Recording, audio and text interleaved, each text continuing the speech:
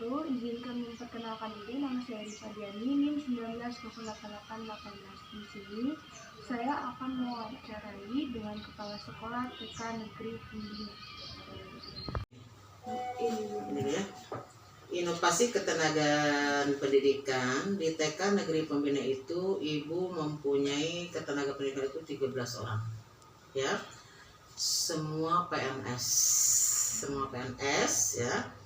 Adapun guru honor itu adalah guru ekstrakurikuler, guru tari dan guru drum band ya, karena ada eskul dalam 1 minggu 1 kali.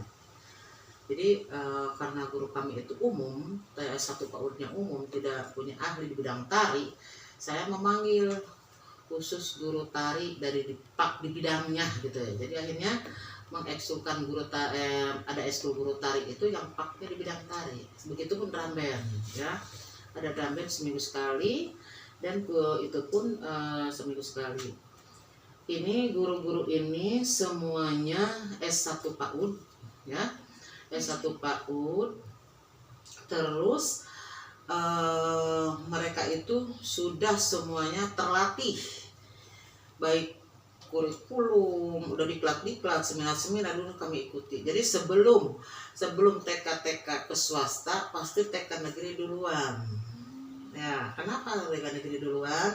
Karena di sini adalah sumbernya untuk tempat KKG, kelompok kerja guru, di sini pusatnya gitu. Pusatnya di sini karena kita punya lahan luas, tempat luas, akhirnya diputuskan kalau ada kegiatan kelompok guru di sini ya, di KKG ini tenaga kerjaannya itu ya. Terus masalah kurikulum, kami menerapkan kurikulum secara umum saja sesuai dengan aturan ya. Sekarang yang saya pakai itu kurikulum 13, sama semuanya juga, kurikulum PAUD, kurikulum 13 ya. Adapun model pembelajaran variasi. Kami pakai, kalau sebelum corona itu kami pakai tiga-tiganya. Satu sistem kelompok, kedua sistem area, ketiga sentra. Kami tiga-tiganya kami pakai ya. Seperti semester pertama tahun kemarin itu kami menggunakan sistem area ya.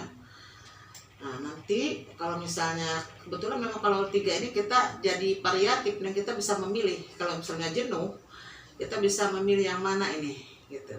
Yang penting sekarang itu kembalikan kepada prinsip belajar di taman kanak-kanak itu adalah belajar bermain sambil belajar, belajar seraya bermain ya. Bukan berarti tidak mengajarkan calistung, bukan.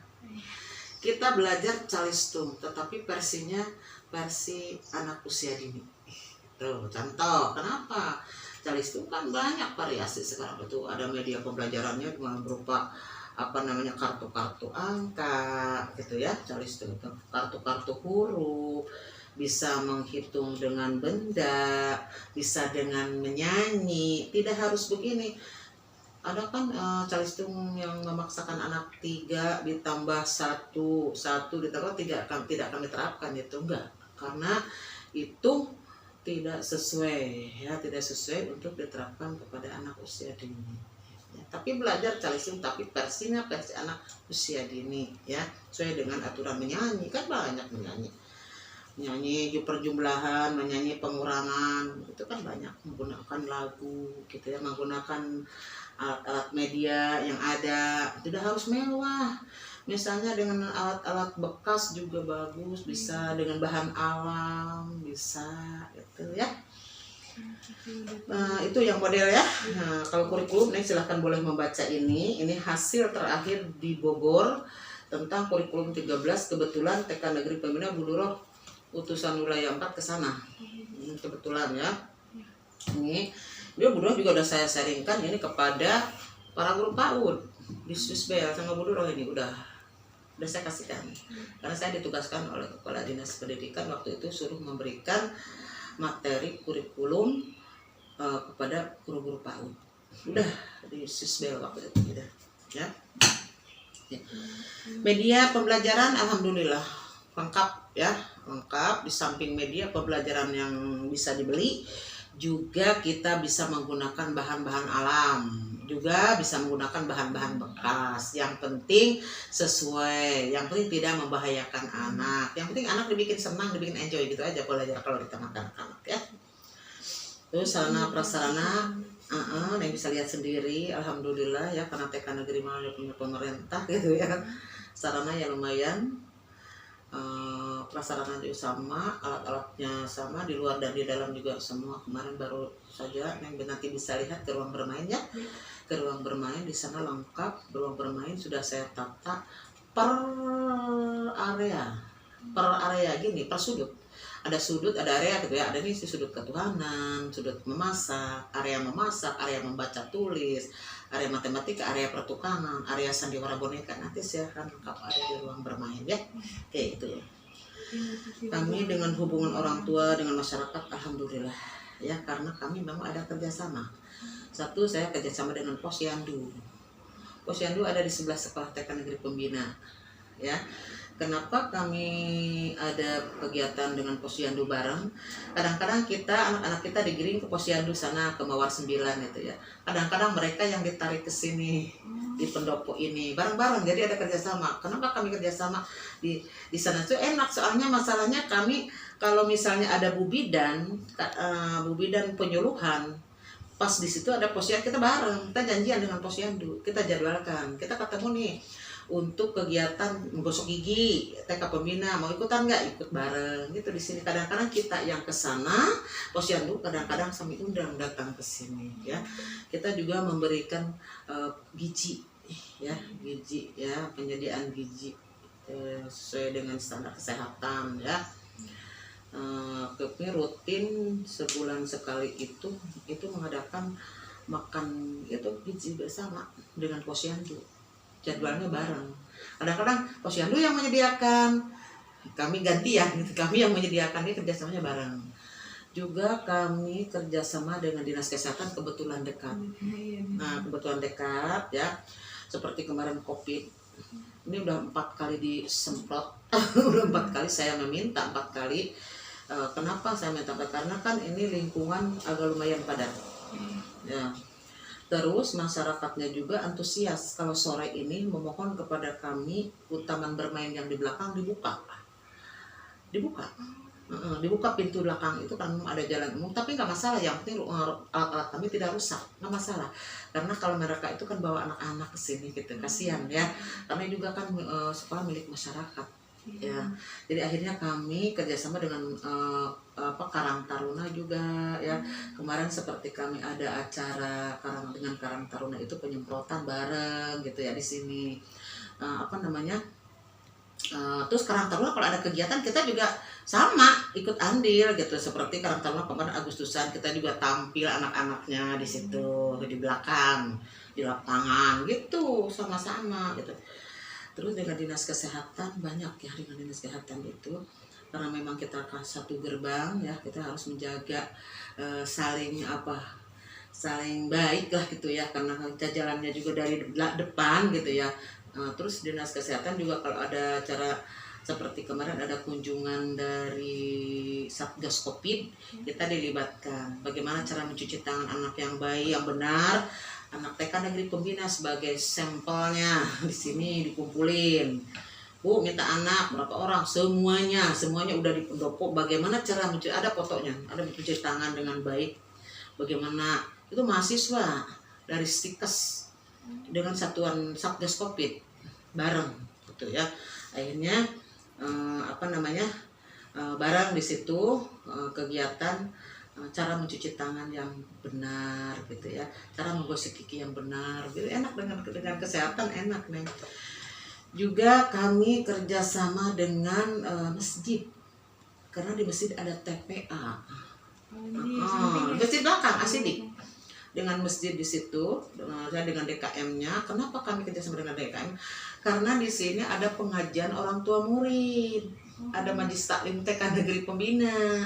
Jadi itu sebulan sekali, kadang-kadang lihat sikor, kadang-kadang 2 bulan. Nah, jadi masjid itu yang menyediakan ustazahnya ke sini gitu, ustaz di situ dibawa ke sini. Kadang-kadang kita ke masjid, jadi kita kerjasama juga. Itu orang tua murid dengan komite sekolah.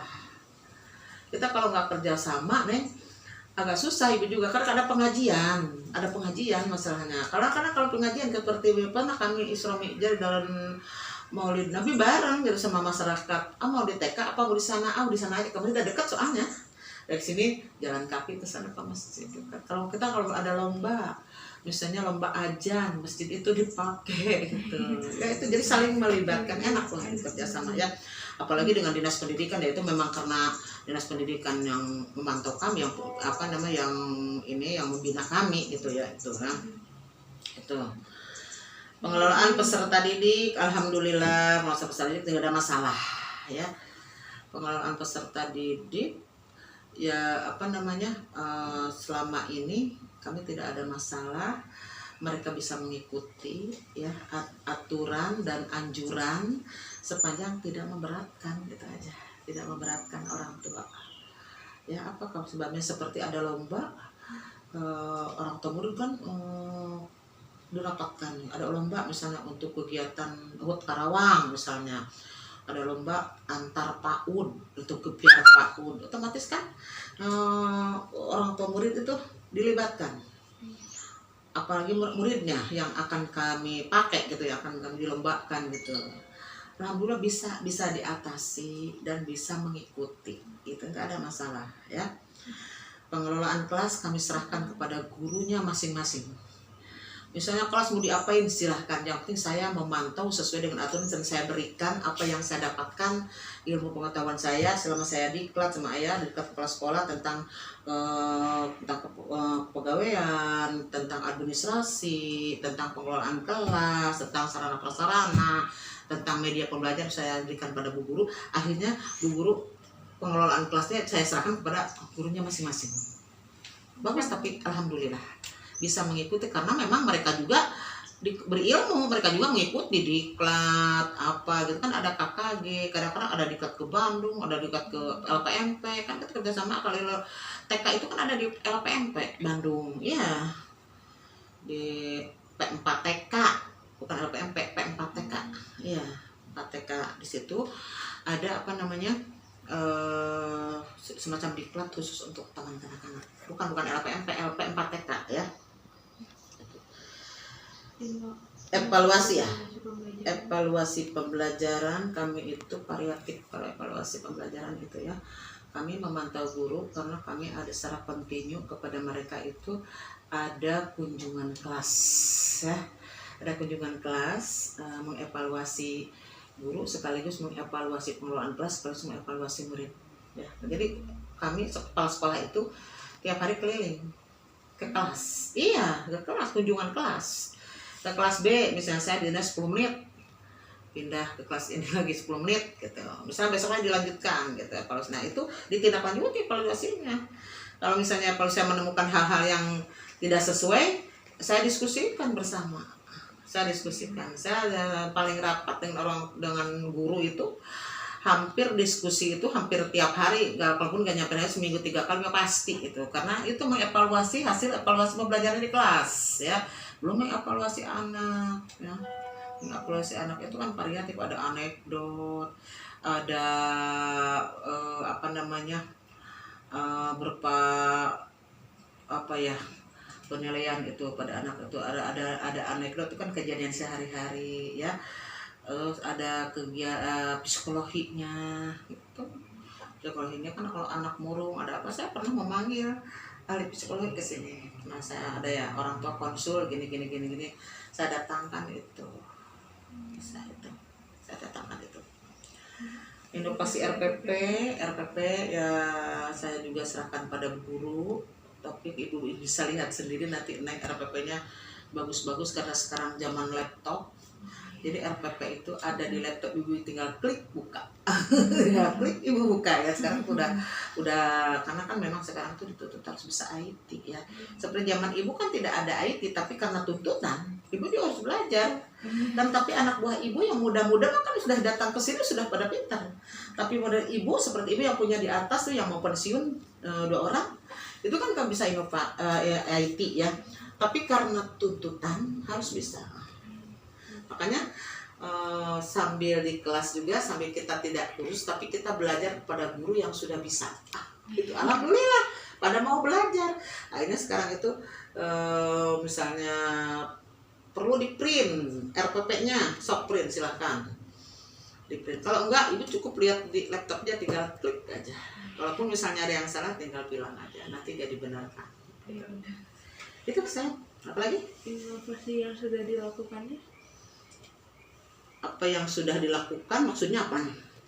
dari semua pertanyaan yang tadi. Oh ya, yang sudah ibu lakukan, yang jelas saya dari keseluruhan itu karena dengan diskusi itu ditindaklanjuti hasil daripada mereka belajar, mereka mengajar, mereka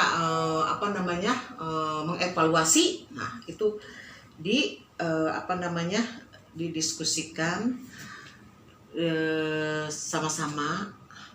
Kadang ada temuan kita betulkan sama-sama, ya itu kita betulkan sama-sama sehingga harus menjadi benar gitu. Gitu aja.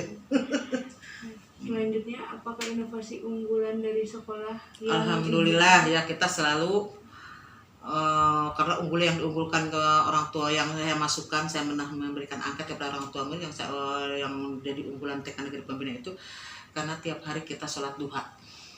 Ya. Kita punya musola, itu musola hasil dari kerjasama dengan komite. Dulu belajar sholat itu di kelas, sekarang itu di musola. Misalnya ada di depan, musola kecil mungil, tapi itu untuk dipakai belajar duha tiap hari gantian. Misalnya kelas A sekarang kelas duha, besok kelas B1, besok kelas B, yang penting tiap hari itu dipakai musola. Iya, itu unggulannya. Dan kedua, kami selalu disuruh tampil. Kalau misalnya acara HUT Karawang, ya drum bandnya, ya seninya, ya karena kami ikut partisipasi dengan IGTKI, dengan Ikatan Guru Taman Kanak-Kanak ya, juga dengan Himpaudi, juga kerjasama dengan organisasi lain gitu ya. Kadang-kadang TK Negeri Pembina suka diminta gitu, dalam acara formal seperti kemarin waktu ada 3 tahun yang lalu, 4 tahun ya, penobatan Bunda Paud, upacara adat dari seninya kami yang turun. TK Negeri Pembina yang turun, yang mengalungkan bunganya kepada Bupati, kepada Dirjen PAUD Jakarta, itu kamilah yang turun. Karena kami diminta, drum bandnya juga diminta, alhamdulillah ya. Karena mempertahankan itu diusahakan meningkatkan gitulah, meningkatkan. Selanjutnya, bagaimana deskripsi inovasi? Maksudnya? Deskripsi di dalam ini tuh inovasinya seperti apa? Di dalam inovasi ini, alhamdulillah tidak ada masalah ya. Malah justru banyak pendukung, banyak yang mendukung. Ya, yang jelas banyak yang mendukung. Dinas Pendidikan, Dinas Kesehatan, Posyandu, gitu. Alhamdulillah, alhamdulillah tidak ada masalah. Terus respon daripada orang tua masyarakat, apalagi itu, Neng, kalau misalnya ini murid tidak dibatasi, udah membludak ini ke sini. Makanya aku batasi karena kelasnya tidak ada. Kelasnya itu hanya 3 kelas, jadi 90 tutup gitu. Pernah saya dimarahin ya. Kenapa katanya sih TK Negeri Pembina sudah dibatas-batas? Karena kelasnya tidak ada, cuma 3. Itu saya menggunakan ruang permanen. Kelasnya itu aslinya 3, yang ini aja. Iya, yang ini. Harusnya 5, pas itu kalau 5. Ya, itu. Apa saja manfaat dan keuntungan dari inovasi tersebut? Banyak, luar biasa nih keuntungannya. Saya bisa, terutama dengan guru ya, bisa banyak belajar ya, bisa menerima masukan dari luar ya. Terus udah gitu bisa berkolaborasi dengan mereka, meskipun dengan TK kelas swasta. Sekarang itu saingan luar biasa loh, Neng. Nah, luar biasa, seperti TK Al-Azhar luar biasa kan, Al-Azhar, Irsyad ya, TK luar yang tinggi-tinggi, pokoknya lah. Kalau ini TK pemerintah ya, tapi alhamdulillah kami hanya mempertahankan mutu aja, gitu aja. Mempertahankan mutu. Yang penting kita bisa, gurunya itu benar-benar harus kreatif, inovatif, gitu. Banyak ide loh, gitu. Jadi tidak diam di tempat. Saya paling nggak suka kalau guru disuruh begini. Saya emang gini-gini, oh nggak bisa, itu nggak ada guru TK Negeri Pembina seperti saya, nggak mau. Tetap jangan diam di tempat, kita ikuti meskipun mereka berpenampilan wah kita sederhana misalnya, tapi kan kita juga punya keunggulan masing-masing, ya punya keunggulan masing-masing. Insya Allah kalau masalah itu mah masalah pembelajaran, masalah apa mah TK Negeri Pembina bisa sesuai dengan bakat dan kemampuan anak, sesuai dengan bakat dan kemampuan anak, sesuai dengan tahap perkembangannya. Gitu. Kalau kita itu belajar anak usia dini harus sesuai dengan tahap perkembangannya. Tahap yang misalnya anak usia segini diberikan yang ini nggak bisa, tetap sesuai dengan tahap perkembangannya itu yang kita gali, gitu. Kita ikuti. Ya, tidak ada belajar memaksa harus begini, oh enggak, di sini enggak ada. Kita sesuaikan dengan kebutuhan anak, yang penting anak belajar sesuai dengan tahap perkembangannya, aman, menyenangkan, itu aja. Ya, itu aja sudah. Baik, selanjutnya pertanyaan selanjutnya, kebijakan dan inovasi di saat PJJ ya Bu. Yang pertama, apakah Ibu sudah melakukan pelatihan kepada guru dalam mengikuti webinar mengenai pembelajaran jarak jauh untuk anak usia dini? Sudah. Kita pelatihan itu kan sekarang itu karena selama pandemi itu semua webinar ya. Begitu saya dapat info, mereka juga sama. Kita konsultasi, gimana Bu? Kita ikuti aja, kita mengikuti. Apalagi sekarang itu kan katanya sekolah itu tidak boleh tatap muka.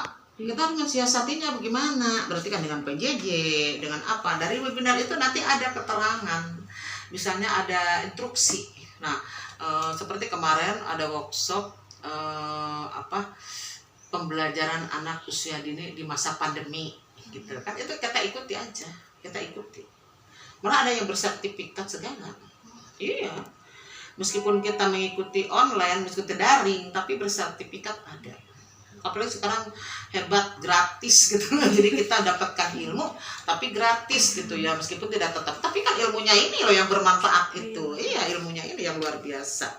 Ya, lanjut pertanyaan yang kedua, berdasarkan makalah PPJ, aplikasi atau platform apa saja yang sudah Ibu lakukan, Ibu anjurkan atau sepakati untuk digunakan? Kalau berdasarkan PJJ yang jelas Ibu memberikan kepada guru ini seperti ini ya, berikan jarak jauh itu. Jadi tetap kita belajar dalam suasana apapun, apalagi sekarang Kementerian Mendikbud sudah menganjurkan untuk daring ya, bisa menggunakan daring, dan juga bisa seminggu sekali orang tua datang ke sekolah mengambil LKS untuk dikerjakan di rumah. Nah, LKS ini misalnya diambil hari Senin, dikembalikan ke sekolah hari Jumat, gitu ya. Itu LKS itu sesuai dengan pembelajaran yang di sekolah biasa gitu, yang sehari-hari gitu, cuma dikerjakannya di rumah. Jadi sepintar mungkin si bu guru dengan orang tua murid itu menyulap suasana di rumah itu jadi sekolah, gimana caranya gitu ya. Itu ya, akhirnya tetap ditambah belajar jarak itu tetap dipantau. Seperti contoh kalau misalnya gerakan cuci tangan kan harus video call. Video call. Ya, video call. Kadang-kadang kalau misalnya ayo nak menggerakkan cuci tangan, video call, anak mempraktekkan. Jadi dari monitor itu kan ada anak sedang cuci tangan gitu, dipantau sama bu guru. Itu kan kebiasaan perilaku anak harus diterapkan. Pembiasaan perilaku anak itu kan ada sosial emosi, kognitif, terus ada bahasa, ada motorik, itu harus diterapkan pada anak. Itu kan menanamkan karakter itu dengan 6 bidang perkembangan itu, 6 bidang pengembangan itu, menanamkan karakter awal kepada anak. Itu di sini dengan membiasakan mencuci tangan, membiasakan mengucap salam, membiasakan salam gitu, mengucap salam gitu kan. Itu kebiasaan perilaku anak ya. Selanjutnya, apakah inovasi tersebut memberikan dampak positif? Jika iya, dampaknya apa dan berikan? Positifnya yang jelas saya merasa kami merasa positifnya, merasa ya karena dalam pandemi nyaman lah segitu banyak, alhamdulillah ya, nyaman. Karena yang penting selama orang tua murid tidak protes itu aja. Selama orang tua murid tidak protes, selama orang tua murid nyaman, itu ya dianggap positif aja lah. Udah, yang penting kita menjalankan aturan, menjalankan pembelajaran tapi sesuai dengan aturan. Itu aja, udah. Selanjutnya Kalau bagaimana negatifnya, yaitu tadi orang tuanya memaksa kami untuk tatap muka, itu saja, karena mungkin tidak puas dengan pembelajaran jarak jauh atau pembelajaran daring, gitu aja. Tapi kami juga bisa menjelaskan kepada mereka bagaimana dampaknya nanti kalau belajar tatap muka di saat sedang zona merah, misalnya sedang pandemi ini, tapi mereka bisa mengerti. Itu negatifnya itu aja. Selanjutnya bagaimana respon siswa atau orang tua, guru atau masyarakat terhadap inovasi yang dilakukan? Mau mengikuti anjuran kami. Mereka mau mengikuti anjuran kami selama tidak kami memberatkan mereka. Itu aja. Kami tidak memberatkan mereka. Selanjutnya, apa saja kesulitan yang ibu hadapi saat melaksanakan PJJ untuk anak sendiri? Sulitannya anak malas belajar. PJJ itu anak sulitnya itu loh. Kita harus bisa merayunya itu loh. Sulitnya belajarnya itu. Maunya di sekolah. Jadi kalau anak jarak jauh itu kadang-kadang kalau dipantau udah Bu. Kalau di sekolah mah kan mengikuti, ada temennya, bisa bersosialisasi. Kalau ini kan kalau belajar jarak jauh cuma dipantau dari jarak jauh, dimonitor aja gitu ya. Itu. Jadi ada mungkin anak merasa jenuh ingin sekolah gitu. Jadi ada anak kadang-kadang ada anak yang nggak mau belajar gitu. Kadang-kadang, tapi kita siasati bagaimana cara merayunya, bagaimana cara supaya anak itu bisa gitu mengikuti gitu. Karena kan kami juga kan nanti ada rapot penilaian untuk dia juga. Nah, iya, makanya itu sulitnya itu di situ. Bagaimana cara kalau jarak jauh menilainya itu. Anak-anak kadang tidak mau belajar. Gitu. Itu aja. Alhamdulillah teman-teman sudah mewawancarai dengan Ibu Duro. Terima kasih banyak Bu atas waktunya. Ya, sama-sama.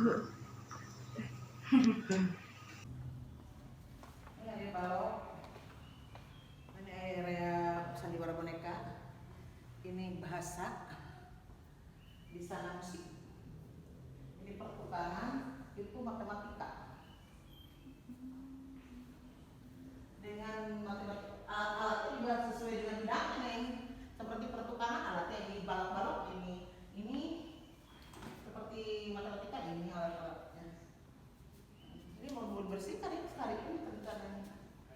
Tuh belajar musik di sana.